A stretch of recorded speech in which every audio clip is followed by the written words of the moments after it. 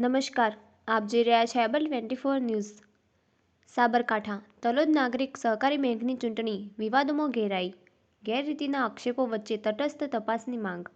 સાબરકાંઠા જિલ્લાના તલોદ ખાતે યોજાયેલી નાગરિક સહકારી બેંકની ચૂંટણી હવે વિવાદોમાં ઘેરાઈ ગઈ છે।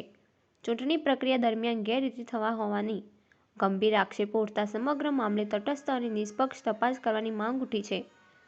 ચૂંટણીમાં ઉમેદવારી નોંધાવનાર એક ઉમેદવારે આરોપ લગાવ્યો છે કે ચૂંટણી દરમિયાન નિયમોનું પાલન કરવામાં આવ્યું નથી અને મતદાન પ્રક્રિયામાં અનેક અનિયમિતતાઓ જોવા મળી હતી। તેમના જણાવ્યા મુજબ નિર્ધારિત સમય પૂર્ણ થયા બાદ પણ મતદાન લાંબા સમય સુધી ચાલુ રાખવામાં આવ્યું હતું, જેના કારણે ચૂંટણીની પારદર્શિતા પર સવાલો ઊભા થયા છે। ઉમેદવારે વધુમાં આક્ષેપ કર્યો છે કે ચૂંટણી દરમિયાન બોગસ મતદાન થયું હોવાની પણ શક્યતા છે। આ મામલે સત્ય બહાર આવે તે માટે ચૂંટણી સ્થળ પર લગાવવામાં આવેલા સીસીટીવી કેમેરાના ફૂટેજની તપાસ કરવાની માંગ કરવામાં આવી છે।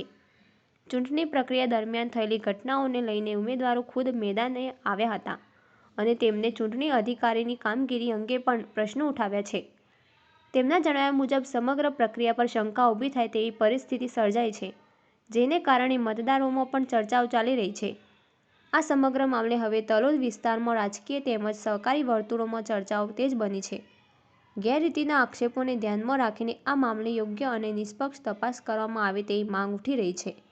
જો તપાસ કરવામાં આવશે તો ચૂંટણી દરમિયાન ખરેખર કોઈ અનિયમિતતા થઈ શકે કે નહીં તે સ્પષ્ટ થઈ શકશે।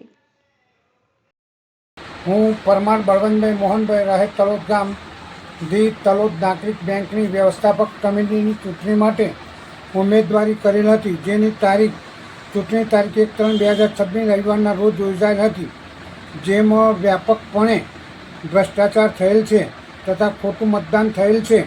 તમામ સીસીટીવી ફૂટેજ તપાસવામાં આવે તો ઘણું બધું બહાર આવી શકે તેમ છે। જે લોકો મતદાન કરવા આવ્યા નથી તેમનું પણ મતદાન થઈ ગયેલ છે તથા યોગ્ય અને નિષ્પક્ષ તથા ન્યાયિક પ્રણાલીથી ચૂંટણી થયેલ નથી।